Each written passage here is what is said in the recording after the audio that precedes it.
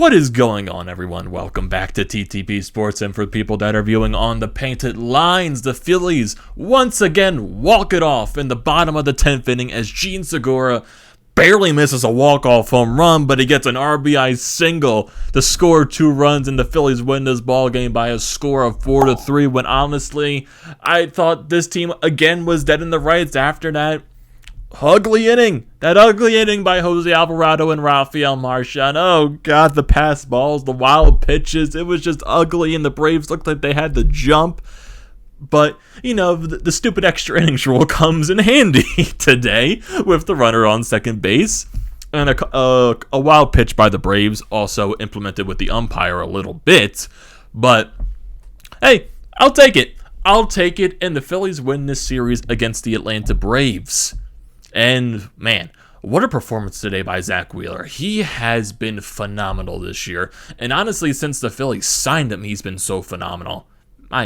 This man goes 8 innings strong and has another 10-plus strikeout performance with 12 Ks on the day. He honestly could have gone 9, but the pitch count was getting up there in the 8th inning, so I definitely understand why Joe Girardi elects to go to Hector Neris in that 9th inning. And also, the Phillies had a lead, actually, in that bottom of the 8th inning. So Zack Wheeler was actually in line for the win, but of course Hector Neris blew the save, and it's always more frequent when he blows the saves against the Atlanta Braves, because I feel like that's just what happens every time he faces the Atlanta Braves, as Freddie Freeman ties the ball game on an absolute bomb to center field.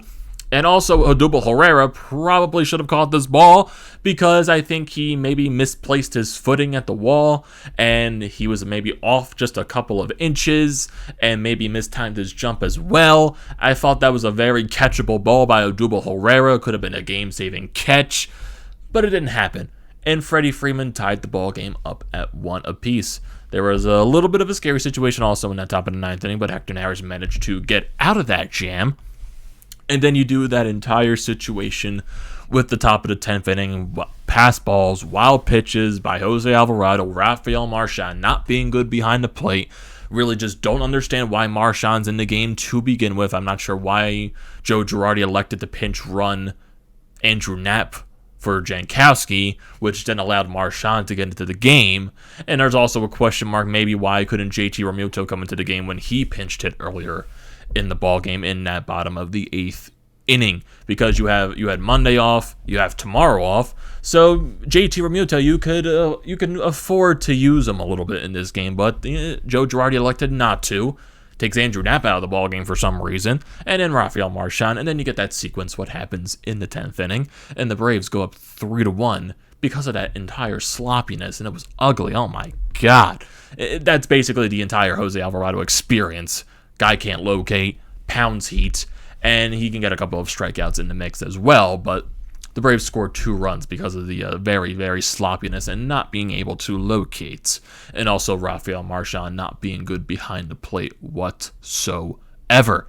But going to the bottom of the 10th inning, Alec Bohm came on in the top of the 10th for a defensive replacement for Luke Williams, and drives in that runner from second base to start off the inning, and he makes it a 3-2 ball game. Odubel Herrera works a walk, gets on there, then another pass ball allowed. No, actually, it wasn't a walk by Odubel Herrera. I got that wrong. It was a single down the line for him, which allowed Alec Bohm to get the third base, and Odubel hustling to get the second base, works a double out of that hit. And you got 2 runners on, second and third base, no outs for Jean Segura. And what does Jean Segura do in that situation? Well, I will tell you. And it wasn't Will Smith on the mound this time. It was Chris Martin. So Chris Martin blows the save in on a 1-0 count. Jean Segura absolutely murders the ball to left center field, hits the top of the wall, and it scores 2 runs. Odubel Herrera hesitated a little bit, which was very understandable because you have no outs in the inning. You don't want to risk anything happening if the ball somehow got caught. So it was a good play by Odubel Herrera, but it went off the wall. Bohm scores. Herrera scores. Phillies win the ball game 4-3, and they take this series once again when I thought this team was dead in the rights after that top of the 10th. And basically, throughout this entire ballgame, not much was happening. You got a couple of nice defensive plays by Gene Segura. Rhys Hoskins actually making some nice plays at first base to get a double play. And Zack Wheeler just doing what Zack Wheeler has been doing ever since he signed with the Phillies. He was flat out dominant, and definitely deserved to win in this ballgame. But sadly, he once again gets a no decision in this game. It's kind of getting the Jacob deGrom treatment, if you know what I mean. Because, with the Mets, they don't score runs for Jacob deGrom, and he's putting on historic numbers. He has a sub-1 ERA in June. That's unbelievable what Jacob deGrom is doing. And sadly, with what Jacob deGrom is doing, Wheeler, he's putting some mentions for the Cy Young this year with how he's pitching. But with Jacob deGrom, with the way he's pitching, Zack Wheeler's probably not going to win the Cy Young just because of that. And also going into the All-Star game, too, deGrom is obviously the NL starter, but Zack Wheeler, if he most likely will get the All-Star nod for the Phillies, but he'll probably be the first guy out of the bullpen just because Jacob deGrom and Zack Wheeler have been the best two pitchers in the National League this year. And I don't think there is an argument against that, but you never know. You definitely never know. And like I said, this game was basically boring until the bottom of the 8th inning when the Phillies made it 1-0, and then everything else transpired after that.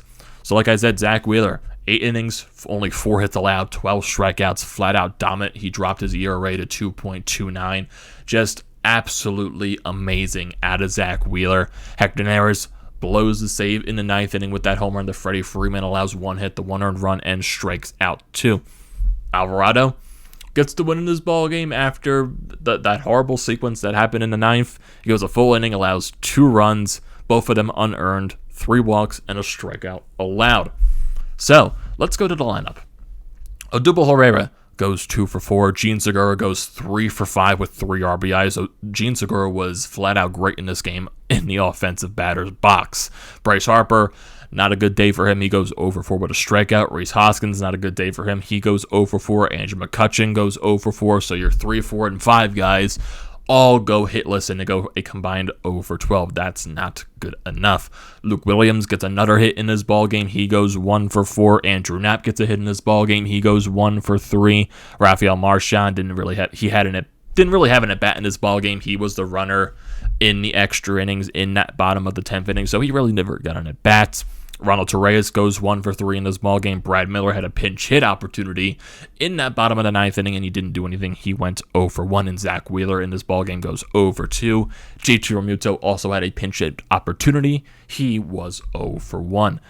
Yeah, pretty much a pitcher's duel between Zack Wheeler and Ian Anderson. And Ian Anderson, after a very, I would say, sluggish first couple of innings by him, he settled down a lot. He went 7 full innings, allowed 4 hits, walked 1, and struck out 4. Definitely not dominant by the strikeout side, but he was getting a lot of ground ball and fly out. So Ian Anderson really settled down after those first couple of innings and shut down the Phillies lineup. So basically, 2 nights in a row, you get pitcher's duels by the Phillies and the Braves. Not much offense going, and 2 walk-off wins by the Phillies, which is always nice to see.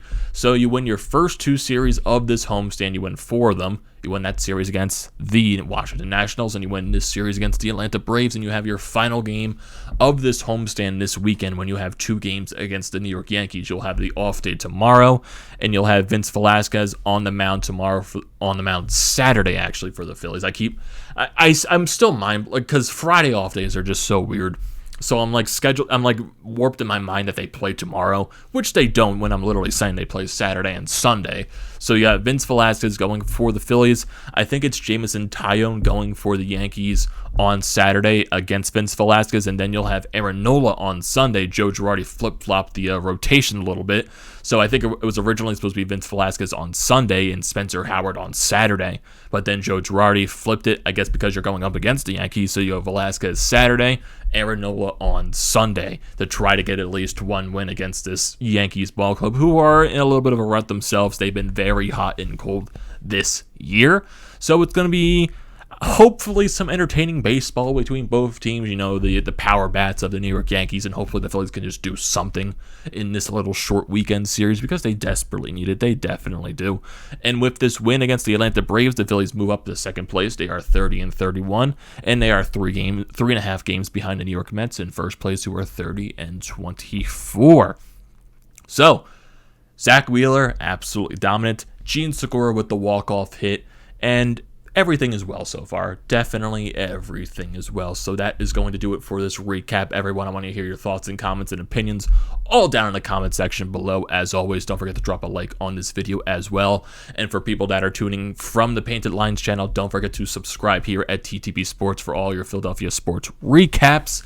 And for people that are watching from my channel, definitely go check out the Painted Lines. All of their links will be in the description below. And also, I'm part of BrodesMedia. I do the clips and highlights for their Twitter page, so definitely go check out BrodesMedia. That link will also be in the description below, so definitely go check all of that stuff out. And also the links for Flyers Nitty Gritty and the Florida Podcast merchandise website, they will all be in the description below as well. A lot of stuff down in the description. Definitely go check that out. And don't forget to like, comment, and subscribe to the channel, everyone. And I will see you next time.